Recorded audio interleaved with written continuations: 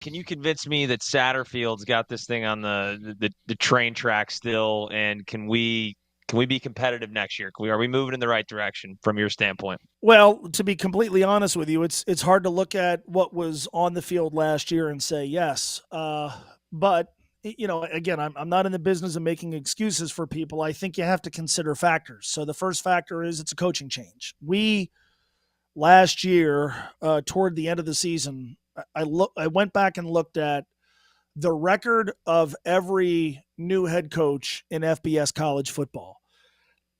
Off the top of my head, the guy at was it Liberty killed it.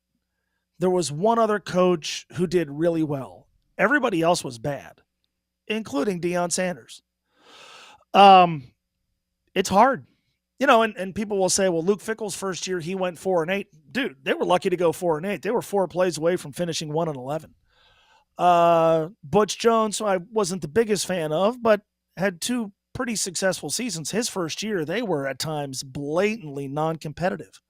Mark D'Antonio's first year in a new league, which was his second season, they went, I think 4-8, maybe 5-7. So it's hard, and it's not an excuse. It's just look around, look at the sport, man. Oftentimes, new coach, new place, it's tough, especially when you're replacing a legend. And especially when the uptick in competition hits you in the face. So year one is hard. Year one is much harder when you have a team that's an AAC team. And it is nothing against the AAC. And look, I fully believe that team they had in 2021 with Sauce Gardner and Des Ridder, et cetera, and Josh Wiley and Alec Pierce would have held their own in the Big 12. Mm-hmm. But, I mean, they were an AAC team. And you mentioned that West Virginia game. By the end of the season, when depth takes its toll, they were just getting run over. So people have asked me often, do you give Scott Satterfield a pass? I really do, because I'm not sure there's anybody who really could have done significantly better. I think the answer this year comes down to, do they have the quarterback? I believe Brendan Sorsby is the best pure passer that they have had in a really long time. Since Tony Pike? Since Tony Pike or Zach Collaros. I believe that. The best just arm talent, passer. I love Des Ridder, but his arm talent left a little bit to be desired.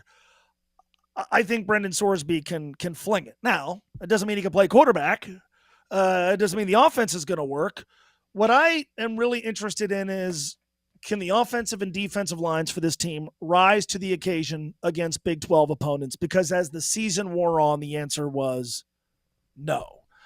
Can they do some things offensively because of continuity with the staff that they couldn't do last year? And does the implementation of a new system and a new defensive coordinator who has deep Big 12 roots, could that add up to something? I don't know. Like we talk about West this year, they got to be good enough to make the NCAA tournament. If UC football this year goes 6-6, they'll qualify for a bowl game. Mathematically, that would be progress. Is that going to be enough to convince people that this program is going in the right direction? I don't know that the answer is yes. So we'll see. But I remember watching Emory Jones early last season, and I think Emory's a great kid, but I just remember thinking this is going to be really hard, because everybody needs a great quarterback, but you need a really good quarterback when your team's at a physical disadvantage. And oftentimes last year, the teams were at a physical disadvantage. They didn't have a quarterback who could help them overcome that.